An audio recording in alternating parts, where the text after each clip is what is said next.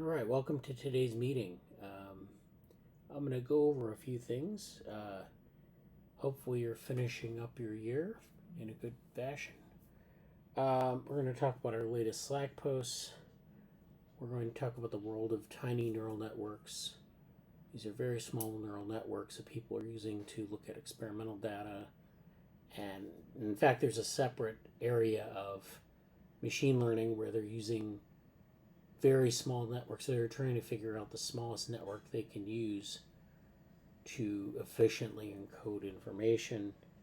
And this is, of course, for reasons where you want to use as few computational resources as possible. And then we have new active inference papers. So let's get to it. So the first thing, this is from Morgan. This is talking about the Connected Minds Conference. This happened in October. This is October 6th through the 8th at York University in Toronto. This is exploring the intersection of brains, machines, and society. It's very much like a We Robot type thing, where it's cross-hosted by Queen's University in Ontario. They have all sorts of things going on at this. I don't know if this was ever on YouTube or whatever, but they had a number of interesting sessions here. Social robotics and health, mobility and accessibility, applications and risks of large language models, brain-computer interfaces in society, technologies for remote health and embodiment, indigenous data sovereignty in the techno-social age, and social media, AI, and mental health. So very good stuff at that event. The second feature was posted by Hussein, and this was this popular article, and then there's a paper attached to it. So this is called From Crushed Sugar Cubes to Exploded Ceramics. This universal law predicts how most objects will shatter.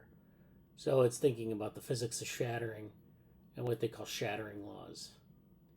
And so the subtitle here is: a new equation calculates how many fragments of each size will be produced when an object breaks. The principle could help people prepare for rock falls or other real-world scenarios. And so this is shattering, of course, this lamp. And so a French physicist developed an equation to predict how things will shatter. And I was surprised that we hadn't had that, but I guess not. So when a delicate object crashes onto the floor, most people expect it to shatter into several pieces. What they might not know, however, is that the size of these fragments, whether from a broken plate, mirror, or sugar cube, seem to follow a universal rule. So these are the shards, and the shards actually follow a distribution, which of course we know from like power laws is a very popular, and if you're a critic of it, pernicious feature in physics and in complexity theory. But this is, thinking about the physics of a whole thing that's breaking apart. So it's kind of like the opposite or inverse of emergence.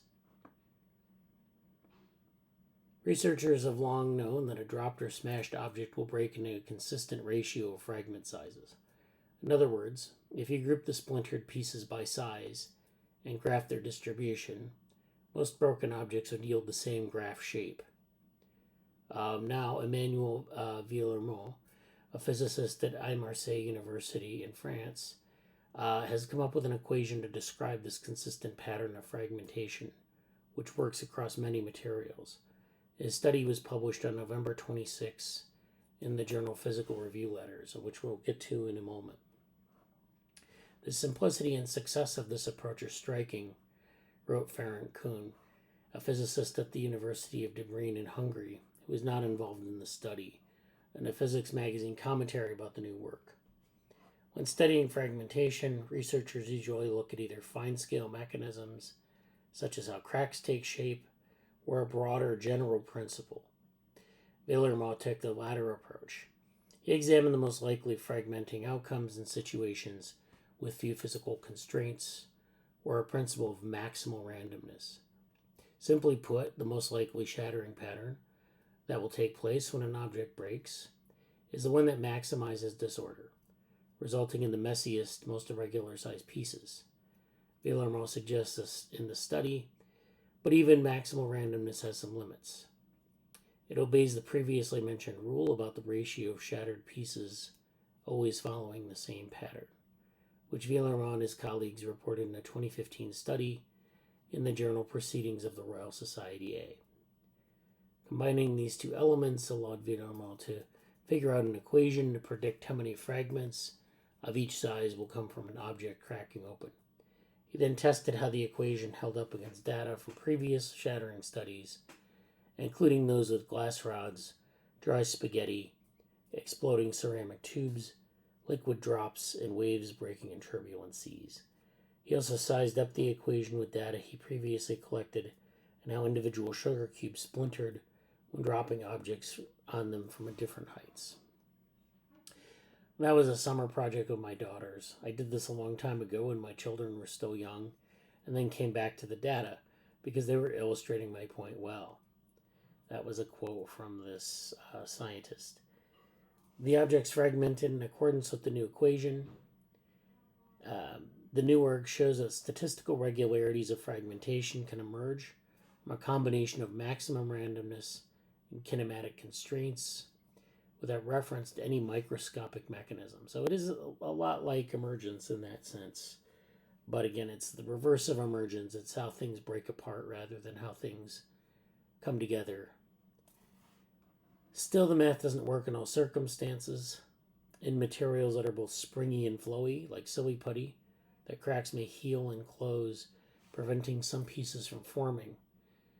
And in a jet of liquid breaking up into droplets, the fragmentation process is too regular for the equation to be applied. The universal law of shattering might be relevant for more than just predicting messes from human clumsiness. For instance, Kuhn tells the new scientist better understanding of how objects break apart could help determine energy costs of mining for ore, which involves smashing rocks or aid in preparing for rock falls. So that is that popular article. This is the Physical Review Letters paper, Fragmentation's Principle versus Mechanisms. So this is Emmanuel Villarmo, and this is the abstract. When it comes to understanding how a cohesive object breaks up, there are two types of temptations. Either seek detailed mechanisms, so you could have capillary instabilities for liquids, cracks, propagation in brittle solids, or rely on a general principle to infer the multiplicity of fragment sizes. Here we show that an original conservation law coupled with a maximal randomness principle provides new unifying predictions. We explain when this principle is likely to apply and why the fragment size distribution is a power law. So this is describing this as a power law, which is equivalent to exponential distribution. In that case, with exponent of beta, which is defined like this, a function of the dimensionality of the breaking object d. So this just describe this exponent, which is the exponential part of the power law, is a function of the dimensionality of the breaking object. Examples including crushed and grinded brittle materials like solids, bars, plates, and shells, or cubes and spheroids, but also liquid drops and bubbles, exploding liquid shells, plastic debris in the ocean, and remnants from the caveman industry, and some of the shrapnel from the stone tools they used to make. The discussion is supplemented by an original experiment. So this is the article. Despite being of a trivial common experience, the origin of the multiplicity of fragment sizes produced by a glass if accidentally dropped on the floor and its many variations remains a fundamentally unanswered question. It concerns a vast landscape of applications, all involving the breakup of cohesive objects, ranging from crushed or impacted solid bars, plates, rings, and shells, or spheroids, liquid fragments from impacted drops, and exploding liquid shells, to the formation of bubbles under breaking waves, and even the remnants from the caveman industry. In all cases, the fragments are broadly distributed in the size according to a decaying power law with an exponent beta, a notable function of the aspect ratio, or dimensionality d of the initial object. We invoke here a maximal randomness principle, the analog of Boltzmann's kinetic theory of gases, to describe the distribution of fragment sizes which, when applied to the appropriate function and coupled with an original conservation law, provides new unifying results. So we're going back to the theory of gases and Boltzmann's work on that. We call NDD the number of fragments in the size range in this interval here, formed from an object of size r, dismantled under maximal randomness conditions, subject to some constraints. So we have an object size of r, we're taking it apart, and this is maximally random, and then it's subject to some constraints, so the random process then is constrained, and you end up with this structure. Because there are many microscopic factors influencing the formation of a given fragment, in an environment which in itself varies concomitantly with the breakup process, a deterministic description of n is out of reach. So we can't, like with emergence, we can't describe, like say if we're thinking about a self-assembly process of that sphere, we can't think of that in a deterministic way.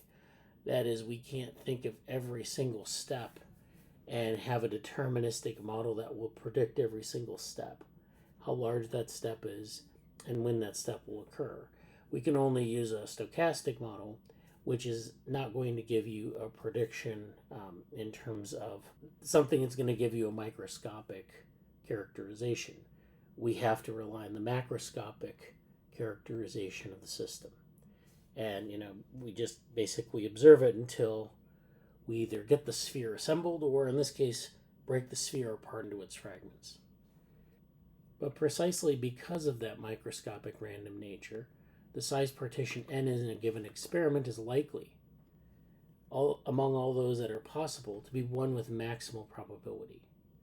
In systems where there are many degrees of freedom and very few microscopic constraints at play, and this is the case in gases or turbulence, the statistics is readily obtained by computing the number of occurrences of a given microstate, which amounts to maximizing an entropy. So this is going back to StatMech. This is, of course, this sort of configurational space, and then thinking about the possible microstates and computing those occurrences. So we use n factorial arrangements per size class to characterize this, which means we're thinking about all permutations of something per size class. And so this is the statement here.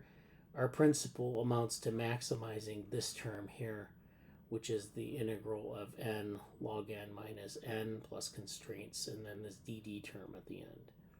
So this is S. This is our number of microstates here.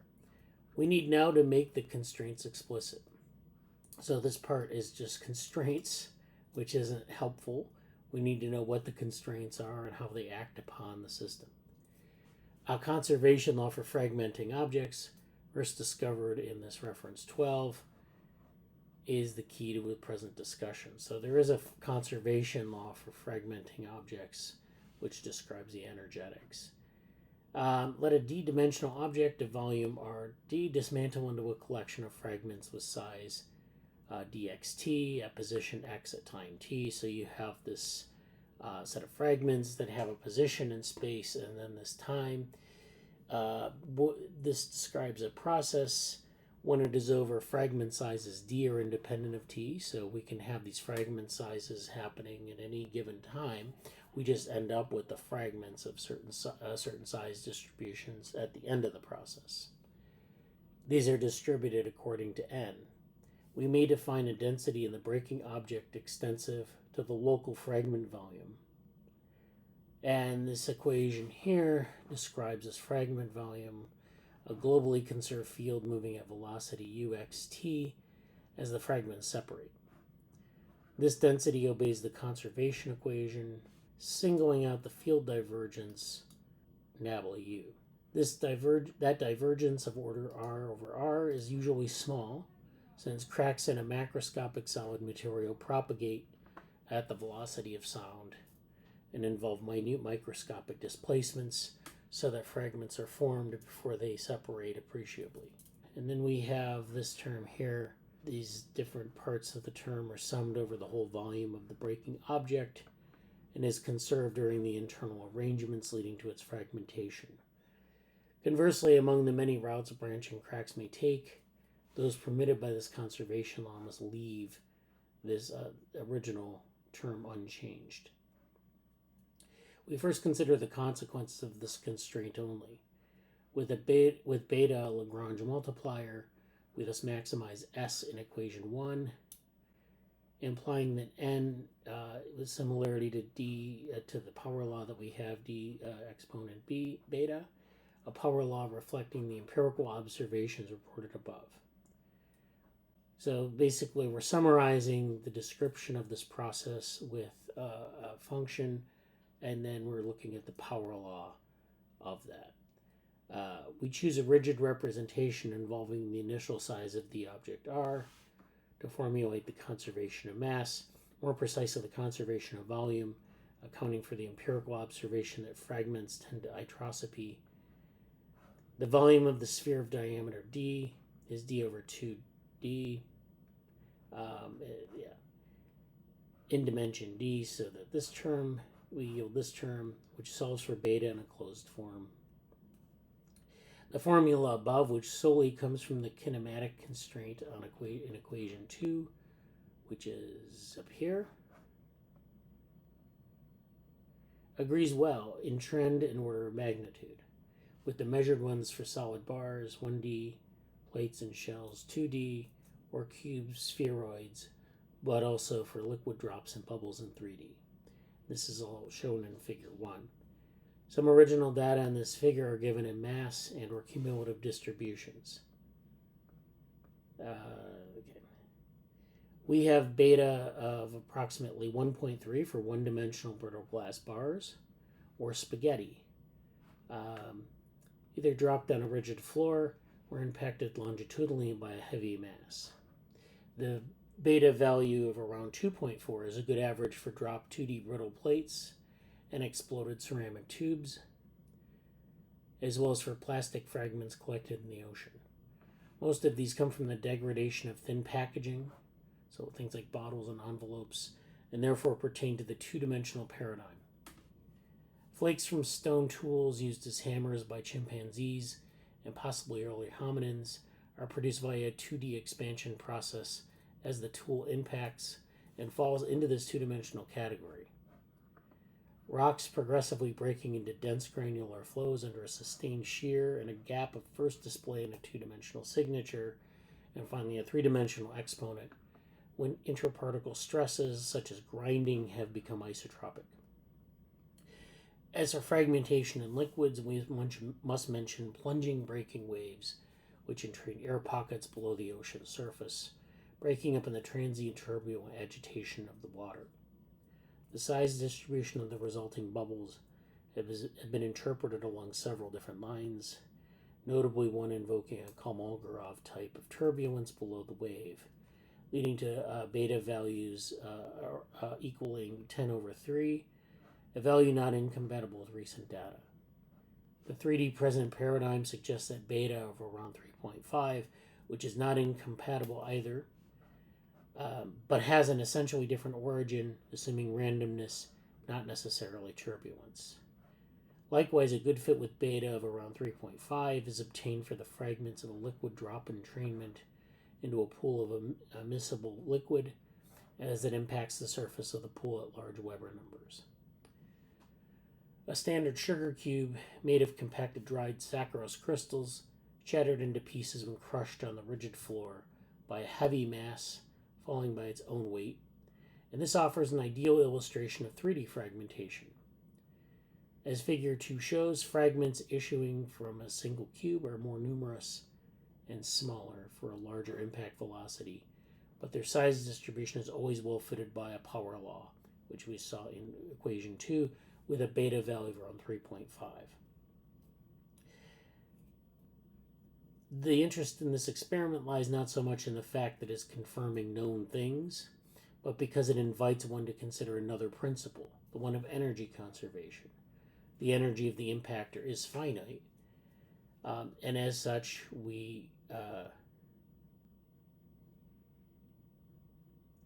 the application of this principle is delicate in fragmentation, since we know that equating the available mechanical energy with the amount of created surface energy may lead to notorious mistakes, of which we have several examples with liquids.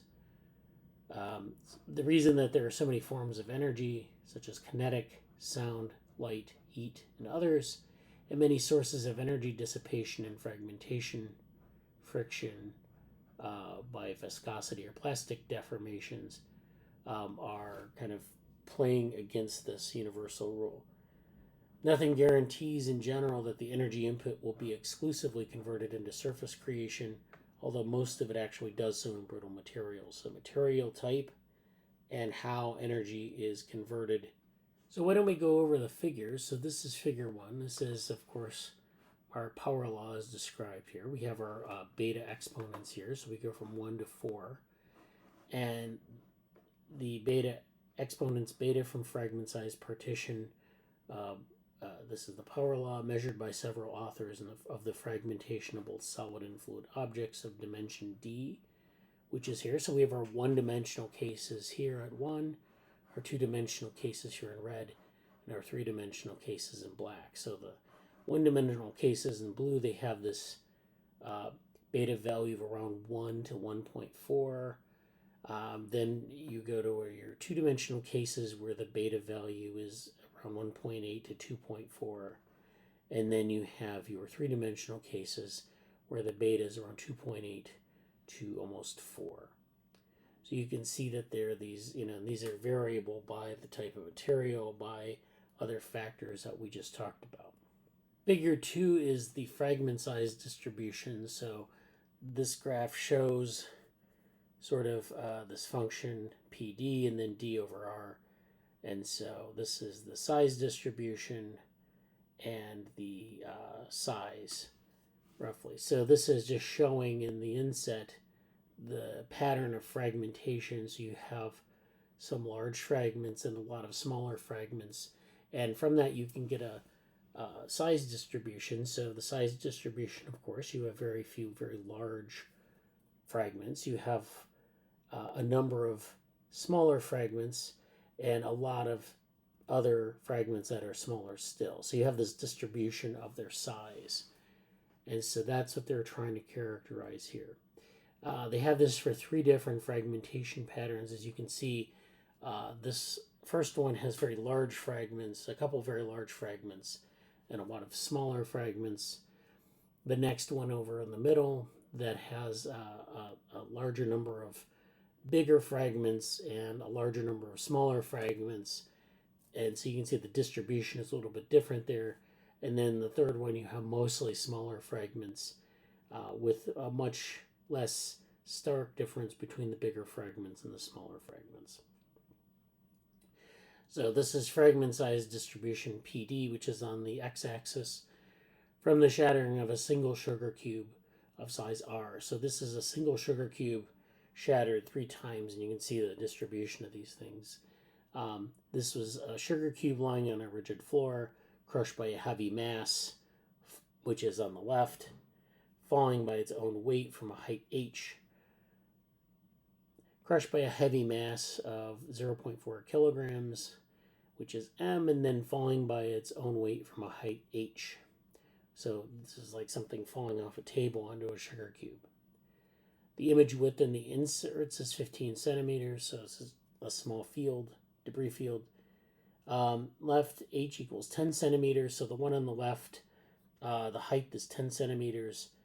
The image in the center is 50 centimeters, and on the right is 150 centimeters. So he's dropping this mass from different heights, and so obviously this is going to have a different impact energetically on the sugar cube, and it's going to affect how things shatter.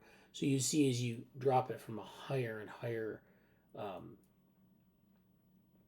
as you drop it from increasingly higher heights, you get this more sort of complete shattering, I guess you could say. You don't get as many large pieces. The number of large pieces, it doesn't decrease. The size of the largest fragments decreases, but you do get more sort of maybe a complete pulverization by the time you get it the dropping height at about 150 centimeters. In each case, all fragments are larger than 0.04 R. That's equal to 1 millimeter, and deposited on a dark support for analysis. So these are all sort of have a lower size limit, but not an upper size limit.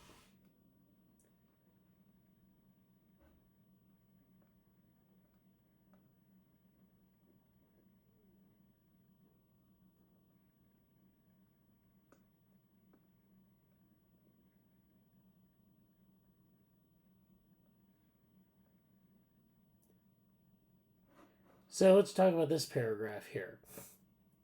But precisely are general principles alone enough to describe fragmentation in all cases, independently of any specific mechanism? Certainly not. As the examples above suggest, there are several others. For example, the breakup of a smooth liquid thread produces droplets from uniform size, proportional to the jet diameter, by a deterministic capillary instability. Even violently expanded liquid shells bursting by the random nucleation of holes, followed by ligament breakup, are too regular to give rise to a power law distribution, as in equation 8, which we didn't, we went over that one. This is equation 8 here.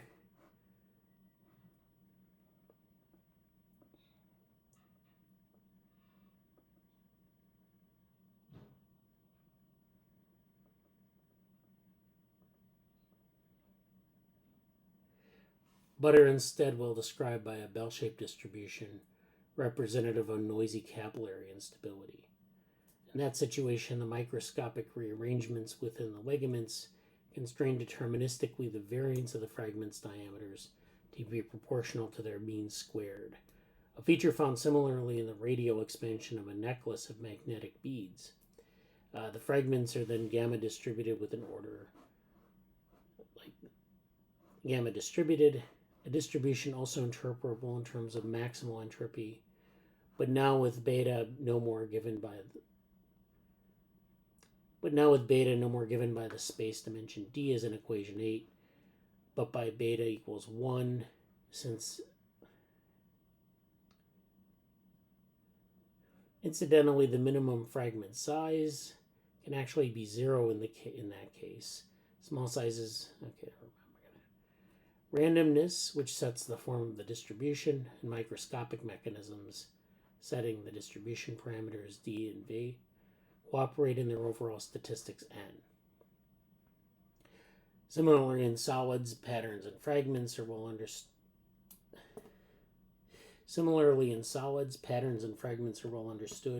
From deterministic mechanisms in some simple geometries, both in quasi-static or dynamic fracture. However, even in situations where randomness prevails, microscopic interactions between the fragments may influence the distribution shape. The observations in 18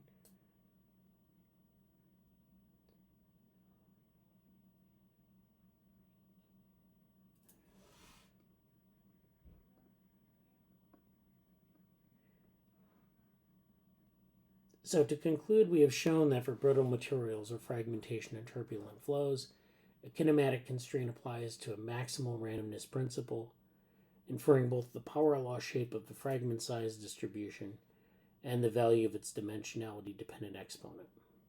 Considering several counterexamples, we have also delimited the domain of validity of this description, which assumes molecular chaos in the sense of Boltzmann and holds in the absence of microscopic constraints between the fragments, although these can be accommodated subject to the appropriate mechanism, the description in some cases.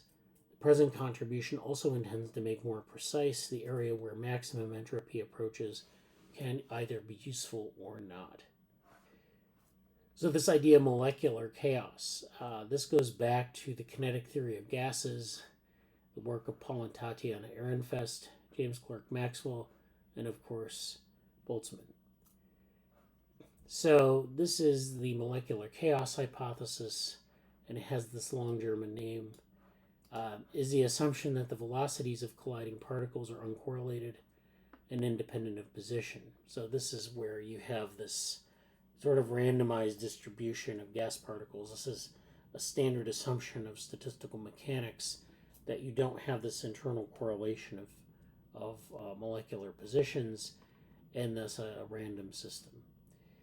This means that the probability that a pair of particles with given velocities will collide can be calculated by considering each particle separately and ignoring any correlation between the probability for finding one particle velocity v and a probability for finding another velocity v prime in a small region. James Clerk Maxwell introduced this approximation in 1867, but it's been a standard part of kinetic theory. The assumption of molecular chaos is the key ingredient that allows proceeding from the BBGKY hierarchy to Boltzmann's equation. By reducing the two-particle distribution function showing up in collision terms to a product of one-particle distributions. This in turn leads to Boltzmann's H theorem of 1872, which attempted to use kinetic theory to show that the entropy of a gas prepared in a state of less than complete disorder must invariably increase as the gas molecules were allowed to collide. So this notion of molecular chaos sort of opens the door to entropy. And so this idea that entropy must increase over time. This drew the objection from Loschmidt, that it should not be possible to deduce an irreversible process from time-symmetric dynamics in time-symmetric formalism. And so this was Loschmidt's paradox. The resolution of this in 1895 is that two velocities of two particles after a collision are no longer truly correlated. So this is where we're getting this collision aspect in bringing this into play, that two particles might be correlated before their collision, but after collision they go off in different directions, and it's pretty much a stochastic process. And so since if you have like a container of gas particles, then they're always bouncing around in that space, especially as you add heat, and so the chances of them colliding are very high. And so that's actually what we're capturing is the post-collision trajectories.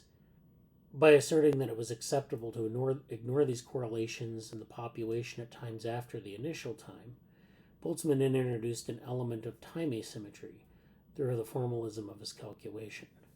So this also has relevance to the ergodic hypothesis. And so in physics and thermodynamics, of course, the ergodic hypothesis says that over long periods of time, the time spent by a system in some region of the phase space of microstates with the same energy is proportional to the volume of the region. So if you spend enough time exploring a representative region of phase space, you have enough information to understand all of the entire phase space. So this is, of course, the idea that all accessible microstates are equiprobable over long periods of time, and thus, a predictable thing. So this is sort of where we start in statistical mechanics, that our microstates are ergodic, and then we work from that to find the structure. So thank you to Morgan and Hussein for those items. Okay, now I'm going to go through a series of readings on tiny neural networks. And I'm going to preface this by saying that tiny neural networks, some of the work on this, some of the work is on applying things like perceptrons to data. Other things are applying recursive neural networks to data. And then there's this other area in machine learning research that is kind of separate, and they're trying to find the smallest network that gives us the best result. So it's kind of a smattering of work, and I'm going to go over it and talk about some of these aspects of finding these very small neural networks that are still capable of pattern recognition and how that's useful. So this is actually from Reddit, and this is just an observation here. They point to a paper in a GitHub repository, which we'll talk about later. But this is the title of this thread is Tiny Neural Networks Are Way More Powerful Than You Think, and I tested it. So this is in R Machine Learning on Reddit. I just finished a project in a paper, and I wanted to share it with you all because it challenges some assumptions about neural networks. You know how everyone's obsessed with giant models. I went the opposite direction and asked what's the smallest possible network that can still solve a problem well. So here's what I did. The first is that I created difficulty levels for MNIST, like pairing digits. So 0 and 1, or 0 versus 1 is easy. Distinguishing between 0 and 1. Distinguishing between 4 and 9 is classified as hard. So these are just different types of problems and how, if you have a neural network of a certain size, how well it can solve that problem. Number 2 is training tiny fully connected nets, some as small as 2 neurons, to see how capacity affects learning. So this is, again, where you have these units. They're fully connected, meaning that every unit is connected to every other unit. And then, growing that set. So you go from 2 neurons upward to see how the capacity affects learning. So the larger small networks are going to have a larger capacity than the smaller ones, going down to a minimum of 2. The third is that we pruned up to 99% of the weights, and this is, something that you can do if you start with a somewhat large neural network. So you have a bunch of units, they have connections, they're fully connected, and you expect there to be some redundancy in those connections, so you can prune them, and it should have no immediate effect on the network. It does have an effect on the robustness of the network. But then you can also prune them down quite a bit, as it turns out. And what they did in this case is they pruned up to 99% of the weight. So that's almost all of the weights. And in this case, what they're saying is that even a 95% rate of pruning, where it's an extremely sparse network, this keeps working. Again, not necessarily in a robust way, but it does keep, giving a result. It keeps that learned information. Then number 4 is that they poked it with noise and occlusions to see if over-parameterization helps robustness, and it turns out that does help robustness when you provide noise and occlusions to the data. So that's not surprising that you train a network with objects with different types of noise, different types of occlusions, basically different types of variation in the input, and it can recognize things outside of its immediate class.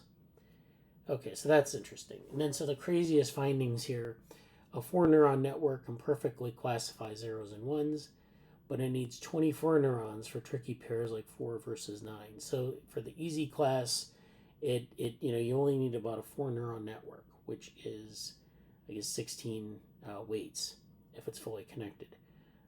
Then for 24 neurons, which is a lot more weights, you need to have that for these harder problems like 4 versus 9. So there's quite a gap in between the minimal sized networks for each of these tasks. After pruning, the remaining 5% of weights aren't random. They're still focusing on human interpretable features, and they're using this tool called saliency maps, which are these heat maps that people use to look at the outputs of these networks in the weight structure. So that's basically observing that you're basically pruning it down to the sort of the essential or the minimal connections. And this is something that we know from complex networks, where not all connections are equal. Some are sort of some connections are redundant, so sometimes nodes have more than one connection to another node. either directly or indirectly. But also, and more importantly, there are these critical connections. Sometimes they're weak connectors. Sometimes they're connections, maybe there's only one connection between two nodes, either directly or indirectly, and those need to be preserved in order to have sort of this topological preservation. And in this case, this is a functional thing. The third finding, bigger networks aren't smarter, just more robust to noisy inputs like occlusion or Gaussian noise. So bigger networks, when people think about building the biggest network as possible, what they're doing is adding robustness. But what this result suggests is that the smaller networks, just maintaining a high degree of connectivity, is actually as robust as maybe bigger networks. So that trade-off of more units could just be more connections and more complete connectivity. So why does this matter? If you're deploying models on edge devices, sparsity is your friend, so you obviously want to have a very small representation. If you're deploying things in the wild, especially on things like edge devices. But again, sparsity is your friend, but redundancy is also your friend in a lot of cases. Over-parameterization might be less about generalization and more about noise resilience, so this is what we're talking about. It's not necessarily that you want to introduce, say, like noise or occlusions to generalize, although that can help you generalize, but it's also about noise resilience, which means that if you add noise into a 0 or a 1 and provide different permutations on that, it's easier to identify a 0 or 1 in its different forms. And especially if there's a noisy or degraded signal, you can identify that more quickly. And then tiny networks can be surprisingly interpretable. And so they talk about this paper on the archive, and they highlight figure 8, where there are these there are these misclassifications that they talk about here. There are these misclassifications that they talk about in that context. So this is the paper. This is a paper from Nature Reviews Neuroscience. This is tiny recurrent neural networks for discovering cognitive strategies. This is Li Jian, who's the author, and this was actually published in Nature Reviews Neuroscience. So this is about experimental design in neuroscience and how we can use tiny recurrent neural networks to uncover different, what they call cognitive strategies. So one of the things you find in neuroscience is you want to understand how animals learn from experience to make decisions. And so a lot of times we'll use normative modeling frameworks. So normative modeling frameworks are models where we look at the sort of the rules of decision making, or we operate from like an epistemic position where we're interested in knowing, in knowledge and how that knowledge is operated on. So we use models like Bayesian inference or reinforcement learning. So we know that, say, for example, reinforcement learning, the purpose there is to find the optimal strategy or the optimal policy for doing something, and we reinforce different policies. But this is at a level that isn't really like descriptive of any neurological process. This is a sort of a normative idea, and so this is where we can interpret how experience shapes adaptive decision making. But these kind of models are, of course, too simple to account for the finer details of biological decision making. So if we want to know something about how neurons help us make a decision, or how brain regions help us make a decision, we can't really get there from some of these normative models. And these, of course, as well as vary across individuals, so it's hard to understand individual variation.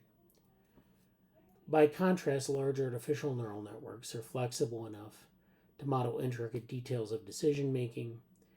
However, owing to their complexity, they often act as black boxes that cannot be easily understood in terms of cognitive mechanism. So this trade-off between interpretability and flexibility has limited the field's ability itself to understand the cognitive strategies behind biological decision making.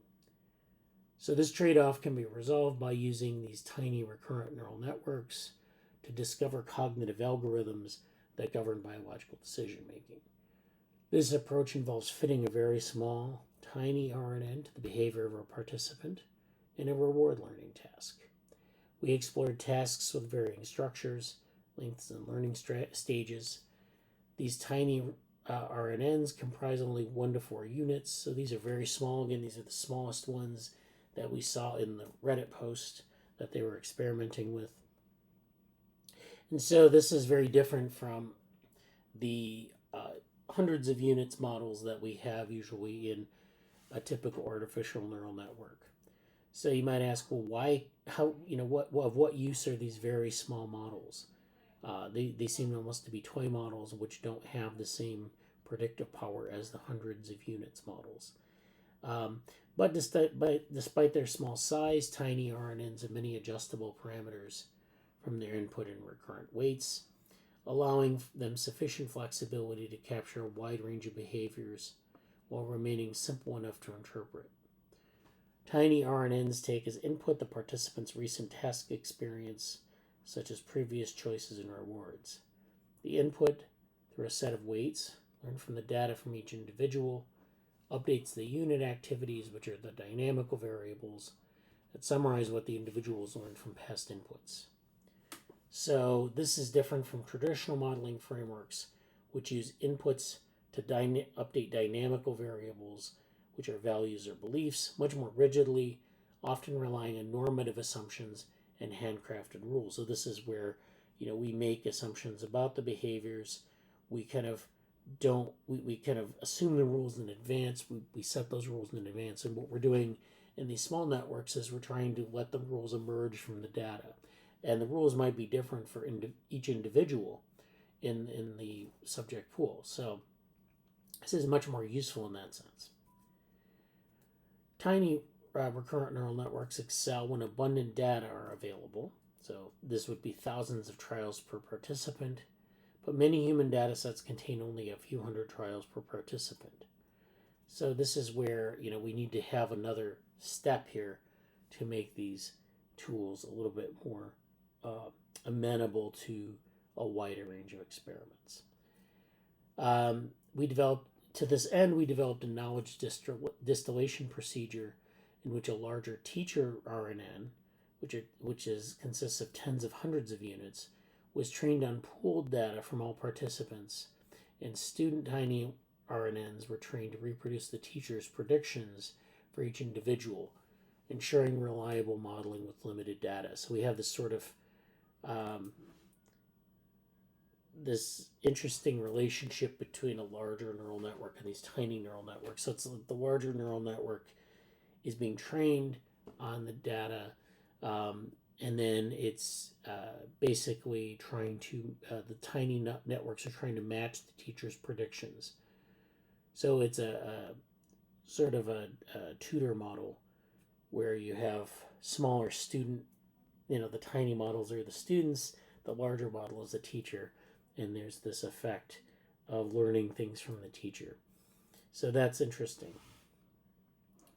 The dynamics of these trained RNNs can be visualized using tools from dynamical systems theory, which describes how their internal states or dynamical variables evolve in response to inputs. So for example, the RNN's internal state captures an animal's choice preference, which can be expressed as the logit or log odds of choosing one action over another, and interpreted as a position in the RNN's low-dimensional state space. Trial-by-trial changes in this correspond to a velocity, and reward inputs act as an external set of forces that drive the evolution of the internal state within this space. Plotting these positions and velocities for different task conditions produces phase portraits that visualize how current states and external forces together shape the state trajectories, revealing hidden decision-making strategies encoded in the models. So tiny RNNs provide a balance in that they're flexible enough to capture complex patterns, yet they're simple enough to be interpretable and broadly applicable across species and data sets. So this is, and then they tested the tiny models on 6 well-studied reward learning tasks, including experiments with monkeys, rats, mice, and humans. Tiny RNNs in each case outperform traditional normative models in predicting participants' choices, often matching the performance of larger RNNs.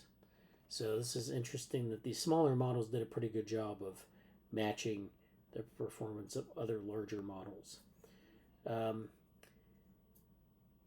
Beyond predictive accuracy, our approaches provided insights into decision-making strategies using dynamical systems interpretations. So, for example, the analysis of dynamics of tiny RNNs revealed reward-induced indifference effects and new forms of preservation and choice bias that would have been difficult to find with traditional models.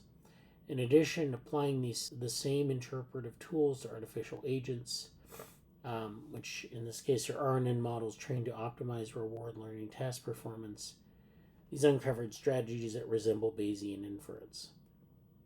So not only was their performance comparable to normative models, but it actually did things that were comparable or similar to normative models themselves.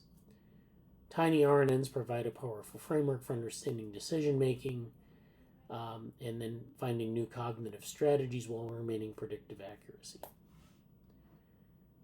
Maintaining predictive accuracy. So that is really interesting work. This is number 3. It's another article. This is from the same author, but it's a different article in Nature. And this is discovering cognitive strategies with tiny recurrent neural networks. So this is a more detailed paper of that article in Nature Reviews Neuroscience. And so it's really kind of going over the same sorts of things. The intro here is interesting. They give a little bit more background. From early symbolic models to connectionist approaches, researchers have long sought computational models that capture the adaptive nature of animal behavior. Normative frameworks such as Bayesian inference and reinforcement learning have been particularly influential given their ability to formalize how agents accumulate knowledge from environmental interactions to make decisions, processes supported by prefrontal and striatal neural circuits. A key advantage of these models is their simplicity, as they typically have few parameters and can be easily augmented with additional assumptions, such as forgetting, choice biases, and preservation. Yet despite their simplicity and extensibility, they often lead to incorrect or incomplete characterizations of behavior due to bias and researcher subjectivity. So if you are following, if you apply these normative models, what you get is exactly the type of assumptions you put into them. So, if you're thinking about neurodiverse populations or neuroatypical individuals, those people won't be covered under the normative framework because they violate the assumptions of the normative framework. So we need to have a system, that allows us to have to let rules emerge, or to let sort of these assumptions emerge from the data instead of imposing them on top of the data. This is another article. This is getting a little bit away from human subjects, but this is also computational psychiatry. So this is from the journal Computational Psychiatry, and the name of this article is Using Drift Diffusion and Reinforcement Learning Models to Disentangle Effects of Depression on Decision Making versus Learning in the Probabilistic Reward Task. So let's go over the abstract. So the probabilistic reward task is widely used to investigate the impact of major depressive disorder, or MDD, on reinforcement learning. And this is biological reinforcement learning. And recent studies have used it to provide insight into decision-making mechanisms affected by MDD. The current project uses probabilistic reward task data from unmedicated treatment-seeking adults with major depressive disorder to extend these efforts in 3 ways.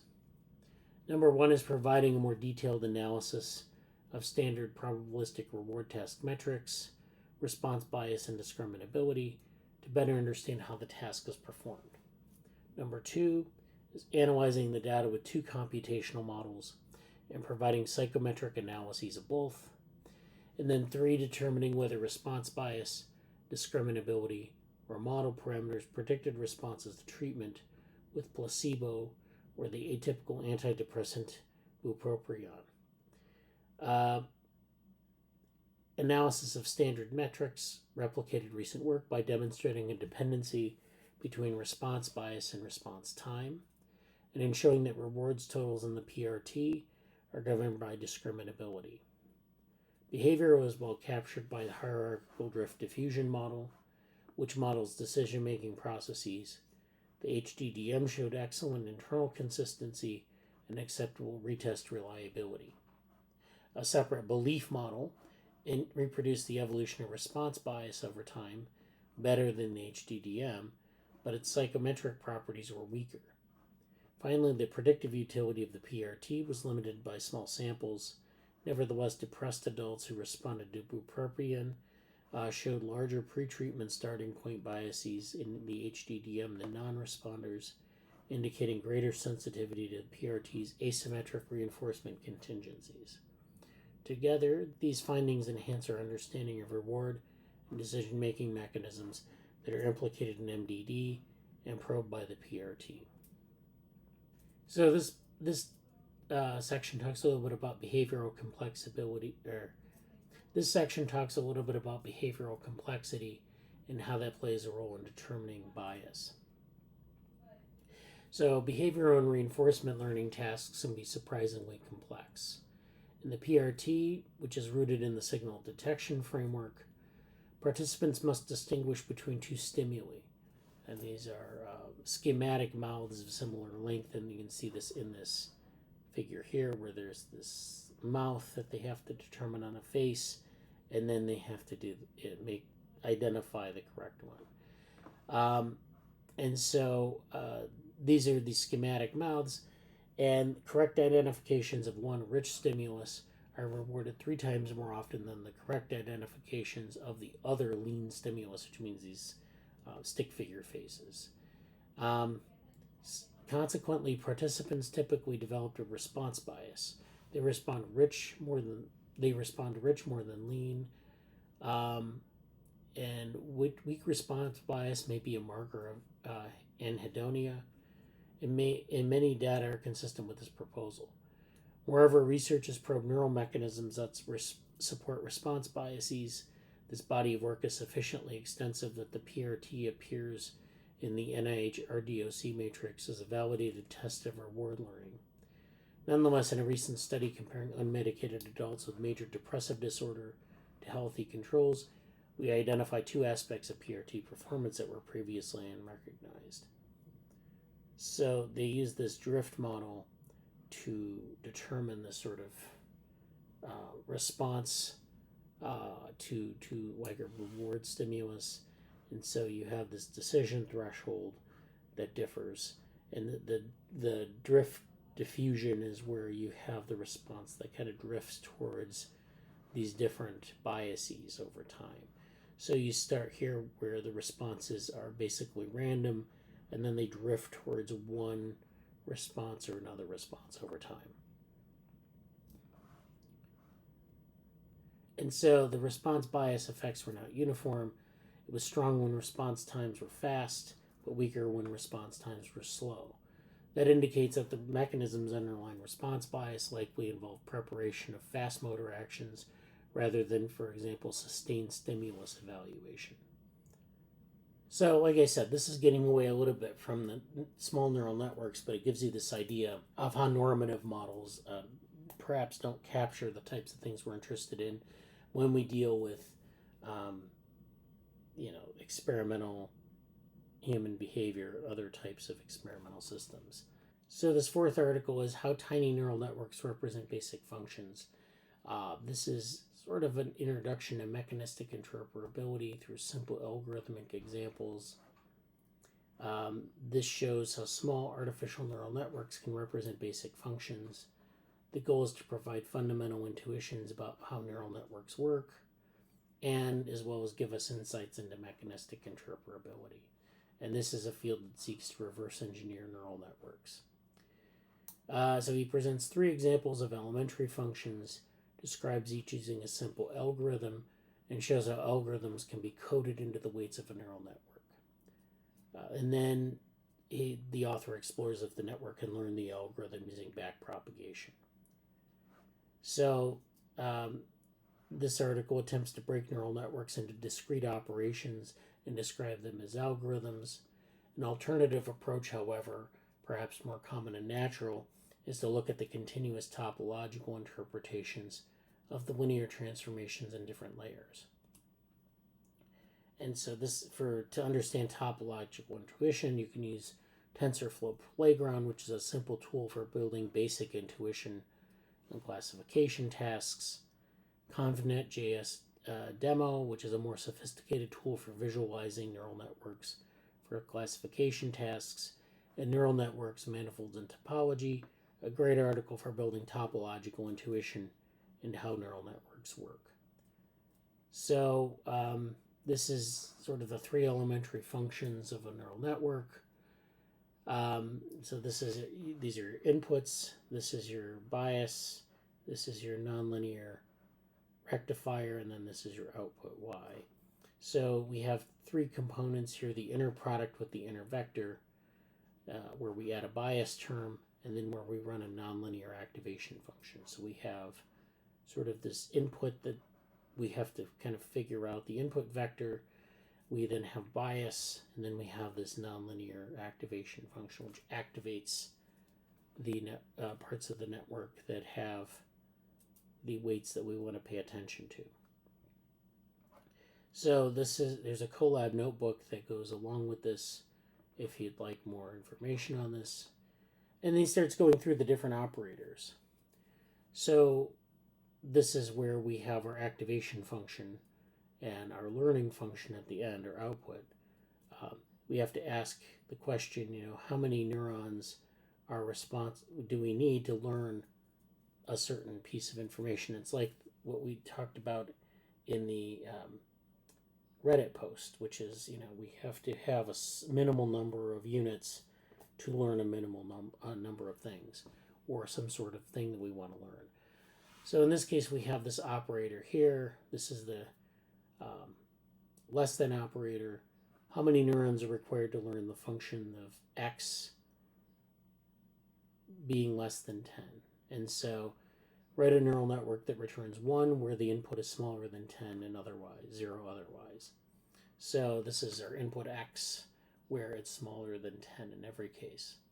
So we have our solution here. Let's start by creating a sample data set that follows the pattern we want to learn. So we start with an x and a y variable, and then we get this function here, which is the ground truth, where we have the step function at 10. So everything on this side of the step function is 1, everything on this side of the step function is 0. So this is a simple classification task. If x is less than 10, it is 1. If x is greater than 10, it's 0. This classification task can be solved using logistic regression, and a sigmoid is the output activation.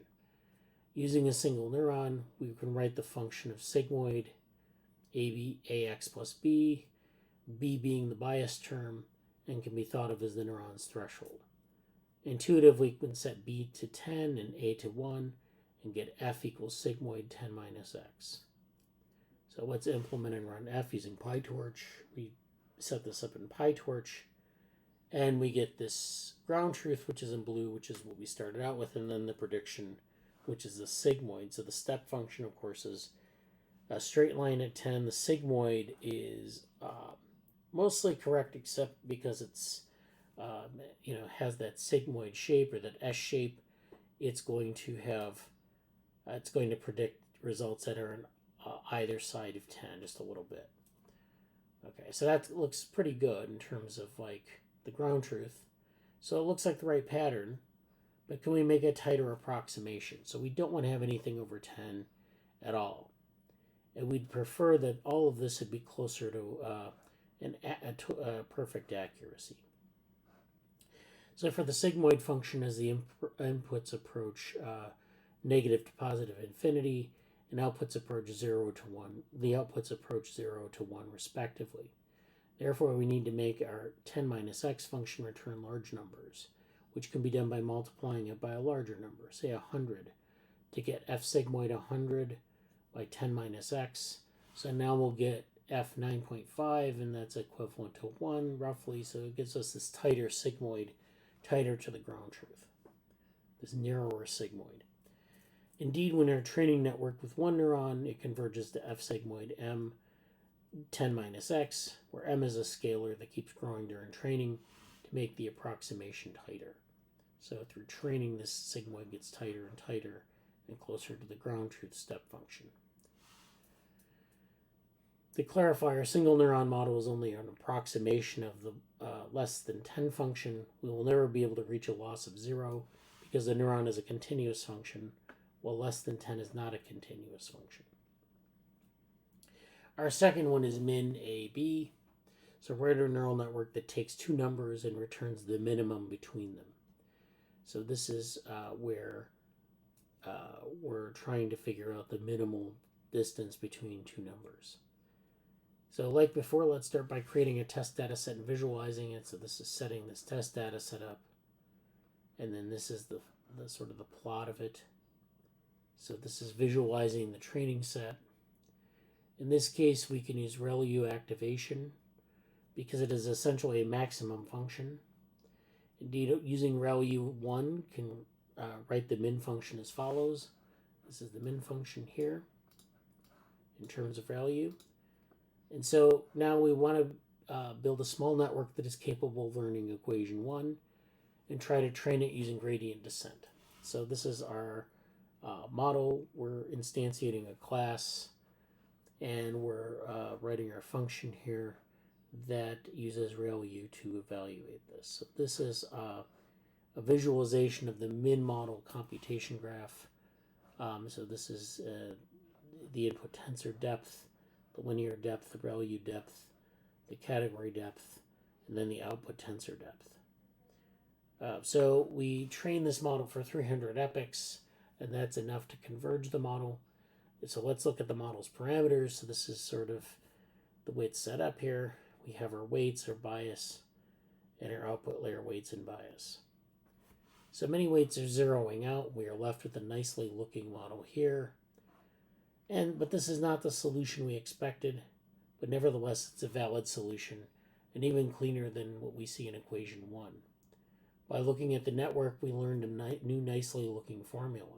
So the proof for this formula here is this proof here, and that works out. And then our third example is even. So now we want to create a neural network that takes an integer x as an input and returns x modulus 2. That is 0 if x is even, 1 if x is odd. So this is basically an even-odd classifier. This one looks quite simple, but surprisingly it is impossible to create a finite-sized network. This one looks quite simple, but surprisingly it is impossible to create a finite-sized network that correctly classifies its integer. And this is, even true using a non-periodic activation function such as ReLU. So a network with ReLU activations requires at least n neurons to correctly classify each of 2 to the power of n consecutive natural numbers as even or odd. And so this is a proof using induction. And then there are different cases to consider there. This is the implementation. This is the ground truth here, where we try to implement this algorithm using a neural network over a small domain. We start again by defining the data, and this is our ground truth. And then because the domain contains 2 to the 4th integers, we need to use 6 neurons, 5 for each of these, plus 1 output neuron, Let's build the network and hardwire the weights. This is the code here. Using this model. As expected, we can see that this model makes a perfect prediction. So this is the Y prediction versus ground truth. And as expected, it doesn't generalize to new data points. We saw that we can hardwire the model, but would the model converge to the same solution using gradient descent? And so now we add gradient descent into the mix. And of course, the answer is not so easily. Instead, it is stuck at a local minimum, predicting the mean. So this is, again, where the prediction is around the mean, and it's not really picking up things very far away from the mean. It's stuck in this local minimum, and it doesn't generalize well. This is a known phenomenon where gradient descent can get stuck at a local minimum. It is especially prevalent for non-smooth error surfaces of highly nonlinear functions, such as is-even. More details are beyond the scope of the article, but to get more intuition, one can look at the many works that investigated the classic XOR problem. Even for such a simple problem, we can see that gradient descent can struggle to find a solution. In particular, I recommend Richard Bland's short book, Learning XOR, Exploring the Space of a Classic Problem, a rigorous analysis of the error surface of the XOR problem. And then some final words. I hope this article has helped you understand the basic structure of small neural networks. Analyzing large language models is much more complex, but it's an area of research that is advancing rapidly and full of intriguing challenges. Number 6 is this article from MIT Technology Review by Karen Howe, and this is Tiny 4-bit computers are now all you need to train AI. So this is again focusing on these tiny 4-bit computers, and this is an area of machine learning where they're trying to figure out the minimal size network for learning effective things, or what if we want to learn something in a model, what's the smallest model we can use. So this is an exercise in efficiency because it works faster and it uses less energy, but it's also, of course, and for small devices if we're using like tiny devices, but also it has insights into what we can do with these small networks for other things. So again, the problem here is that deep learning uses a lot of energy and a lot of computational resources.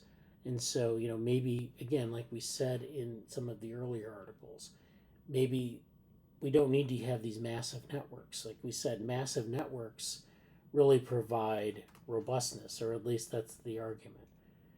And so, we like robustness, and we like to have, that aspect of the networks. But to learn things efficiently, we don't necessarily need that robustness, especially if there are problems that don't require a lot of generalization or robustness. So this is, and then we can also achieve robustness in other ways as well. We don't necessarily just need to use larger and larger networks and scale everything up. The idea about scaling laws is that, if we just get big enough networks, we can learn, we have the super performance, and we don't have to worry about, how well the model can generalize. We just, we can power our way through it. And so that's what we're kind of talking about here. So basically, the idea here is that you have this 4-bit deep learning. So there's this part of the article, how bits work. You've probably heard before that computers store things in ones and zeros. These fundamental units of information are known as bits. When a bit is on, it corresponds with a 1. When it's off, it turns into a 0. Each bit, in other words, can only store 2 pieces of information. But once you string them together, the amount of information you can encode grows exponentially. 2 bits represents 4 pieces of information because there are 2 to the second combinations, which will give you 4. 4 bits can represent 2 to the 4th, or 16 pieces of information. 8 bits can represent 2 to the 8th, and so on. So these are these fully connected networks. If we have, say, two units, we actually have 4 different combinations in those 4 weights. If we have 4 units, we can have 16 pieces of information, or 16 weights. And so we can have, as we increase the number of units, we have the scaling of an increase in the number of weights that we have. And so we can do a lot with relatively small networks. We have a lot of potential weights we can use. And of course, like we said, we can prune a lot of them and still get good results. So we can do a lot with small networks. Well, but going to this 4-bit deep learning, so what does 4-bit training mean? Well, to start, we have a 4-bit computer, and thus 4 bits of complexity.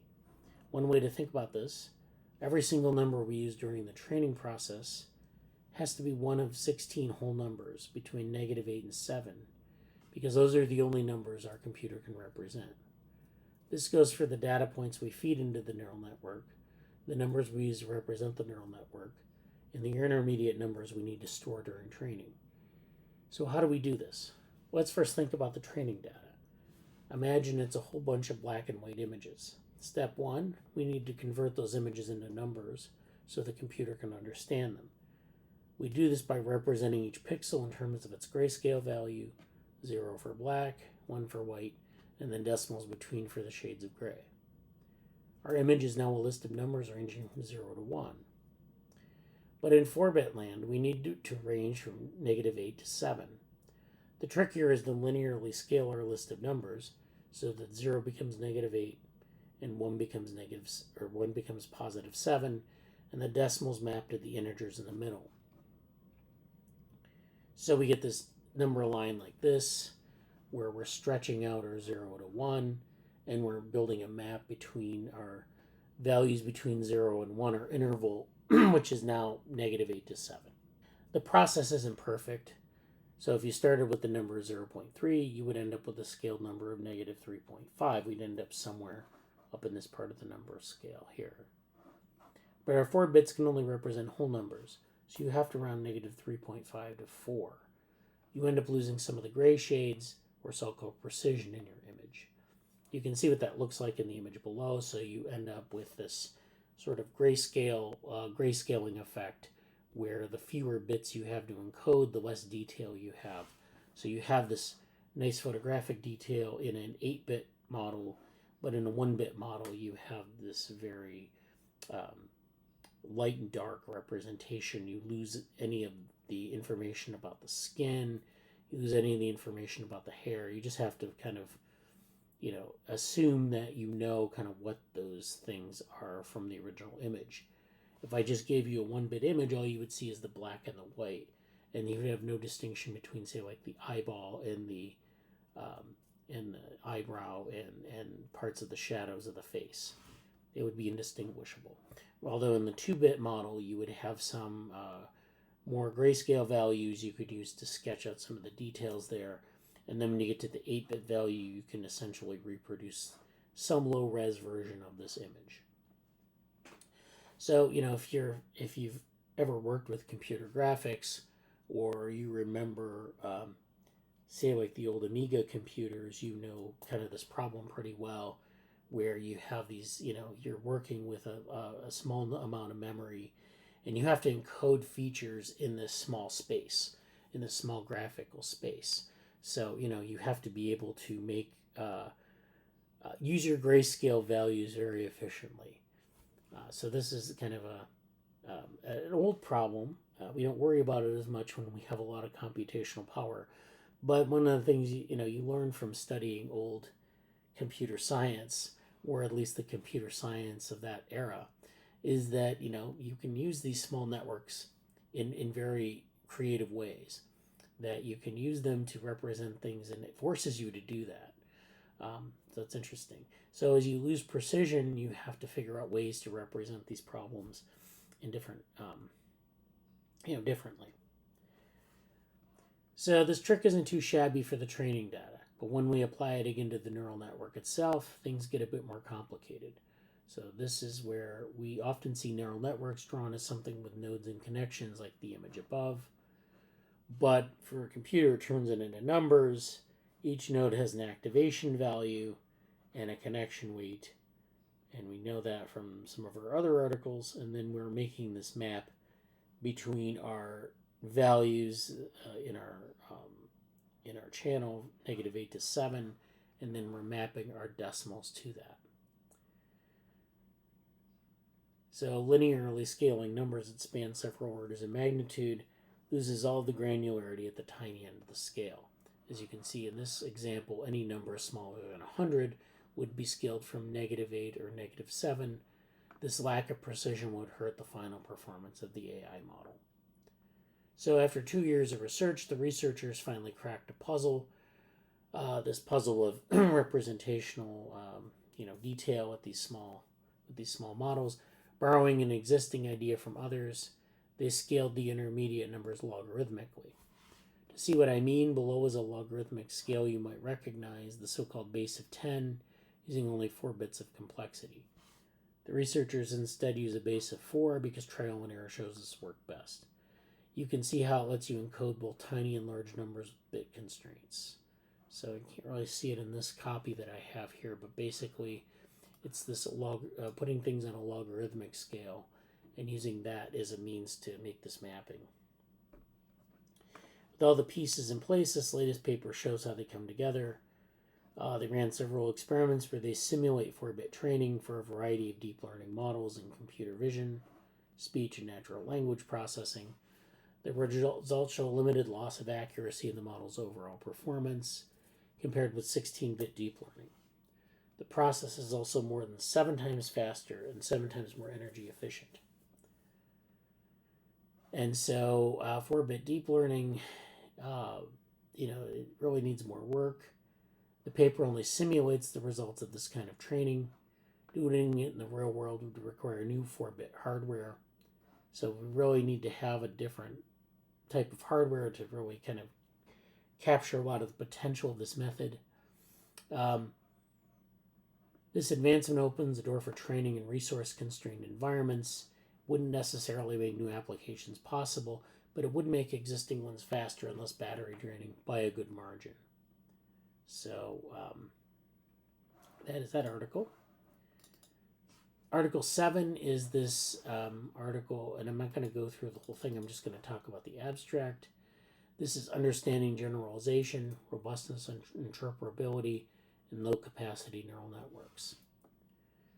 So our abstract here, although modern deep learning often relies on massive over-parameterized models, the fundamental interplay between capacity, sparsity, and robustness in low-capacity networks remains a vital area of study. We introduce a controlled framework to investigate these properties by creating a suite of binary classification tasks from the MNIST dataset with increasing visual difficulty. So this is the example we saw in the Reddit post, the paper that they pointed to, where they have these easy tasks like comparing 0 and 1, and these harder tasks like comparing 4 and 9. Our experiments reveal 3 core findings. So first, the minimum model capacity required for successful generalization scales directly with task complexity. So this is, again, we have this minimum model and it has a capacity, and we need to, based on the task complexity, we need to maybe a larger model. So if we have a task of small complexity, we can use the smallest model possible. If the task complexity is a little bit harder, then we need to use a larger model. And by task complexity, it just means what the feature space looks like. So differentiating between a 0 and 1 is easier than a 4 and a 9 because it has maybe a larger feature space. Second, these trained networks are robust to extreme magnitude pruning, up to 95% sparsity. Again, what was talked about in the Reddit article, where they reveal the existence of sparse high-performing subnetworks. So this is actually interesting in terms of community discovery in complex networks, and one of the things that people think about in complex networks in terms of connectivity. You have these subnetworks sometimes that are sparsely connected to other networks, but they do actually play an important role in the overall topology of the network.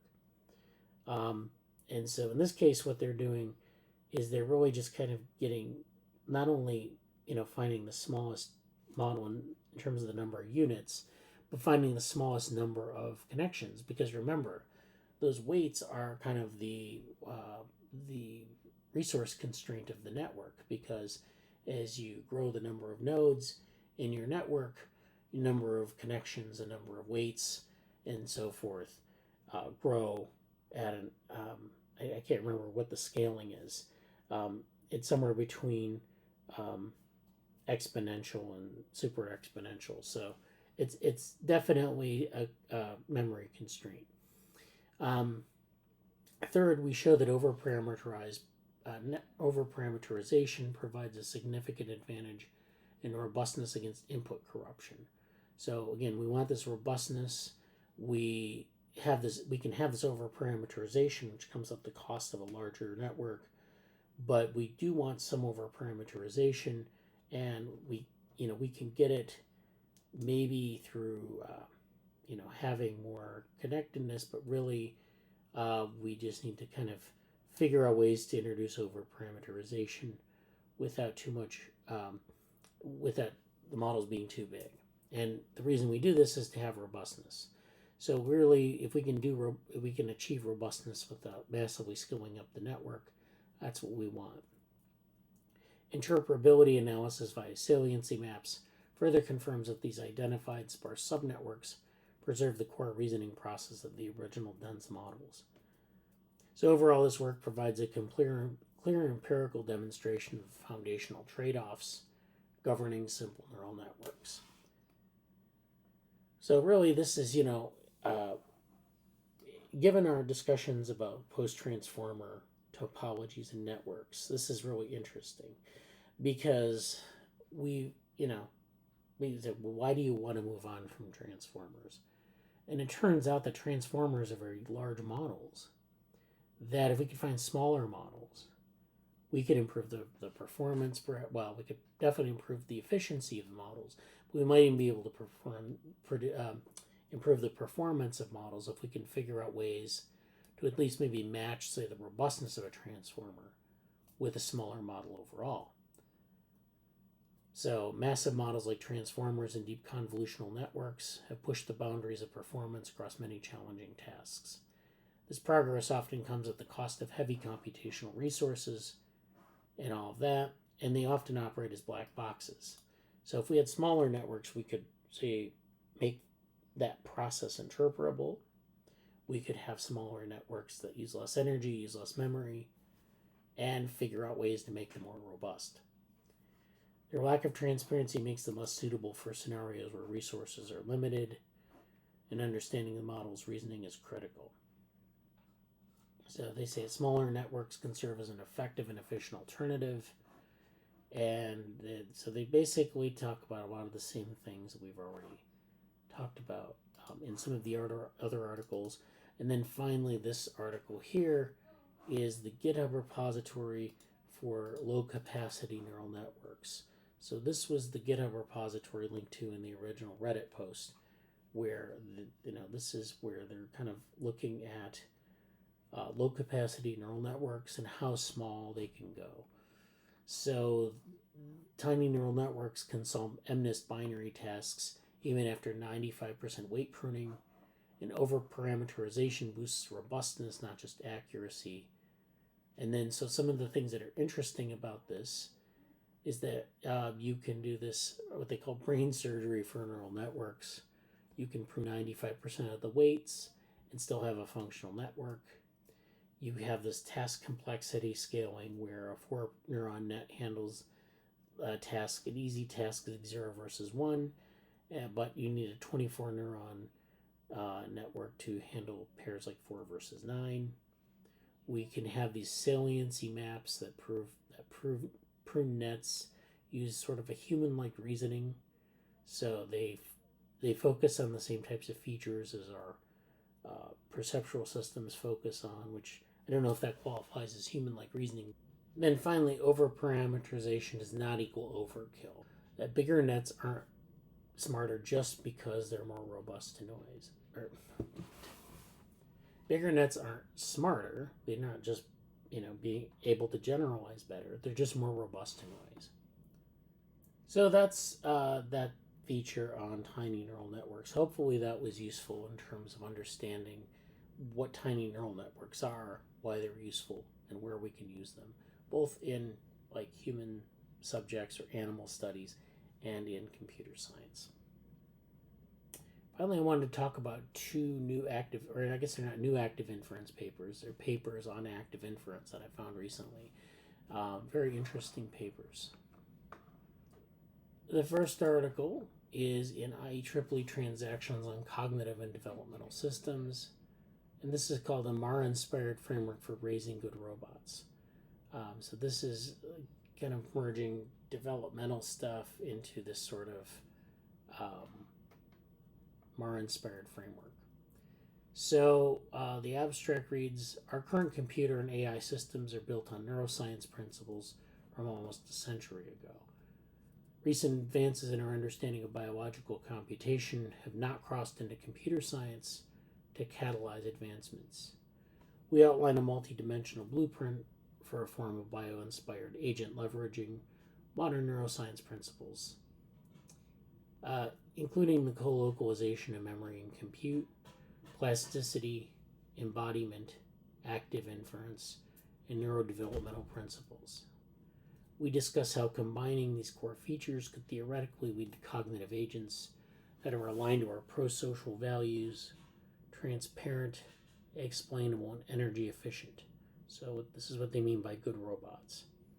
In particularly, we leverage Marr's tri-level framework, an advocate for an implementation level consisting of embodied neuromorphic hardware, an algorithmic level consisting of active inference, and a computational level consisting of pro-social goals, supported by evidence of pro-sociality catalyzing the development of our own complex cognitive abilities. So we have this implementation level, which is this embodied neuromorphic hardware, so it's like the brain but also the body, and this is all neuromorphic. The algorithmic level, which is active inference, which is the sort of the normative or decision-making part of this. And then the computational level, which is pro-social goals, which also introduces development of the agent. A developmental process scaffolds different pro-social computations over time. Supporting our perspective, we include simulation data demonstrating the transfer of priors between two different pro-social behaviors by active inference. Supported by an embodied process, agent behavior is transparent and explainable throughout. We advocate for this blueprint as a guide in creating capable, ethical, and sustainable machine intelligence. So this is where they kind of talk about the limitations of current AI, where we need extensive training, computation, memory, and energy. We also have difficulties coping with and exploiting noise, variability, and uncertainty. Difficulties generalizing across tasks and environments.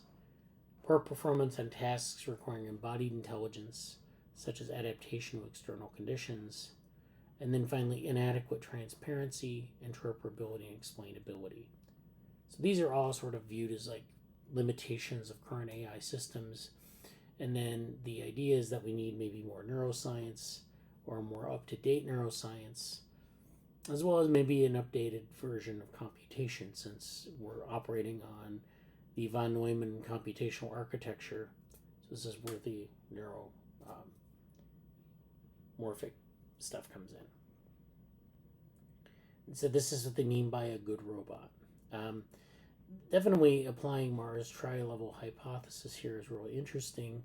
And so that's kind of part, this is where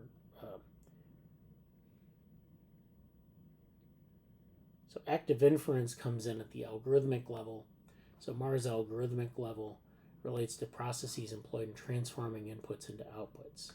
Applied to robotics, this would encompass the models used to process information and perform actions. So an overview of the active inference framework.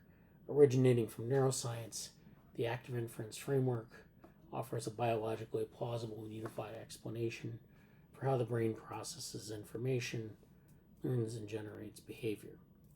This includes solving the hard exploration problems and accounting for mechanisms of natural agency and behavior. We aim here to provide a high-level overview of AIF, or active inference framework, relevant to embodied neurodevelopmental systems. Within AIF, the brain models The world is a set of probabilities which it uses to make inferences and predictions about the world. The brain actively works to minimize surprise by aligning predictions and observations as closely as possible. So surprise is uncertainty about the world given the data, and it's this idea of prediction error or free energy. So it's basically the entropy of the system, and you want to minimize it over time as you learn. Free energy and hence surprise minimization is achieved by, number one, adjusting models or altering perception, or two, selecting actions that maximize information gain and minimizes prediction errors. So if you turn your head towards an unknown noise, that's minimizing prediction error. And if you're adjusting your model, you're altering your perception to also minimize prediction error. So AIF is said to provide a dual accountable perception and action. And so as such, it involves a continual loop of prediction, perception, and action. Over short time scales, perception optimizes beliefs about the world, but over longer time scales, learning optimizes beliefs about the relationships between variables that constitute the world. So this is a superior approach to reinforcement learning. We talked about the connection between reinforcement learning and active inference in our talks, but also more generally, I think in the Active Inference Institute Symposium, that was in November, we talked about this distinction and how active inference compares to reinforcement learning. It's definitely an interesting kind of comparison. I don't necessarily know if active inference is better than reinforcement learning, but it's definitely complementary, and it does a lot of this. It's trying to get at a lot of the same things. So they kind of go through what active inference is useful for in this type of model, and going through its sort of applications to robotics, and going through figure 2 here. It goes through how you have the implementation level, the algorithmic level, and the computational level over time and how they interact.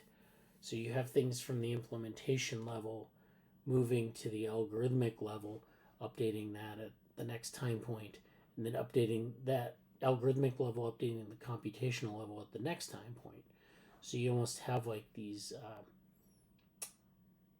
go boards, which where you have things happening at the implementation level at time 2, moving to the algorithmic level at time 3, and then that can update both the implementation level at time 4 and the computational level at time 4. So it can actually go backwards as well. So your synapses and physical body configurations update models. Models can update the synapses and physical body configurations as well as the skills. And then the skills can update the models appropriately.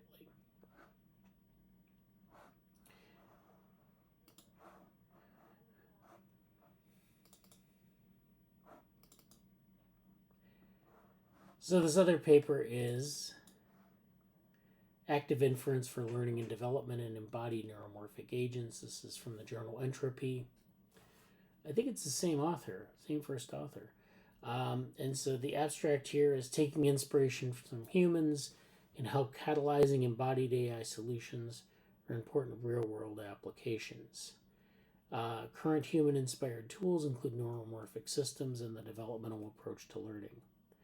However, this developmental neurorobotics approach is currently lacking important frameworks for human-like computation and learning.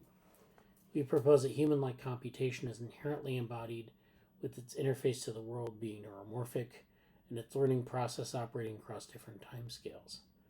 These constraints necessitate a unified framework, active inference, which is underpinned by the free energy principle. Herein, we describe theoretical and empirical support for leveraging this framework and embodied neuromorphic agents with autonomous mental development. We additionally outline the current implementation approaches, including toolboxes and challenges, and we provide suggestions for next steps to catalyze this important field. So this is kind of like a less ambitious paper. It doesn't talk about Marr's levels. It does talk about this aspect of using Active Inference to look at developmental neurorobotics quite specifically. So they talk a little bit about embodied agents, and so how embodiment is important, and how this is a key component of any robotic system. And they talk a little bit about how in robots, even in embodied robots, you have this energy limitation. That is that a lot of the computations require this sort of energy expenditure, and we want to minimize it as much as possible. So we want to be able to use something like synapses. We want to capture the sort of energy efficiencies of biological structures. So, inspired by the brain, neuromorphic computing aims to create powerful, energy efficient cognitive systems and has been described as a key enabling technology for the development of a unique generation of autonomous agents. Neuromorphic systems include plastic synapses, and these are spike dependent timing plasticity connections, and dynamic and event based computing paradigms. Efficiency in this context is relative to the particular energy constraints imposed by the environment and the body itself. So they kind of go over some of these components and how they allow for continual learning. So basically what we want to do is we want to build these more biological structures, and we want to use them in ways that are, allow us to be more energy efficient. And then they kind of go through a lot of like developmental analogies. So looking at developmental sciences and how skills are acquired. So, we have a number of different types of skills that are acquired, not just in development, not just kind of in learning, like training things with data, but through these embodied experiences. So this is where the body has to interact with the world. You have to have these experiences to learn properly in development. And then that developmental learning scaffolds future learning. So it's not just a matter of throwing as much data at the system as possible. It's about crafting these experiences with the body and then building upon that. Emulating these embodied learning mechanisms in artificial agents may therefore promote the acquisition of human-like abilities. This developmental approach aligns with the 1950 hypothesis by Alan Turing. Instead of trying to produce a program to simulate the adult mind, why not rather try to produce one that simulates the child's? If this were then subject to an appropriate course of education, one would obtain the adult brain. So, which is, this is, again, this developmental perspective goes way back to Alan Turing, at least in computing. But, the idea of kind of meeting this with some sort of formal approach that works really well has been quite elusive. And we've talked many times about how this might be done, how people are trying to do this in different ways. It's a really interesting kind of, way to think about it, because for one thing, development has a lot of aspects to it. You can look at morphogenesis, you can look at learning, you can look at, different types of organisms, and they all have different types of developmental periods. So they're all, but I think it's worth mentioning that, the basic difference between something like Marr's levels and a developmental approach is that, you basically, Marr's levels have to come from somewhere, right? I mean, we have to have, at some point, these things are they have to originate somewhere, and then they build into the adult form. So this is definitely, and then there's plasticity that kind of fits into all of this. So definitely a lot to think about here. And what they're getting at here is they're getting at the development of learning, but I don't know if they get into the development of different types of embodiment as well. That would be also another thing. This is something that we've been doing work in our group on, about talking about how morphogenesis can be modeled in terms of this learning and developmental learning process. But this paper just really kind of compares traditional ML with these developmental imperatives. So that's all for today. Thank you for paying attention. If you've made it this far, thank you. And so we may have one more meeting this year, but otherwise we're wrapping up for the year. So please If you have ideas for what to do in the next year, let us know. And see you next week or next year. Thank you.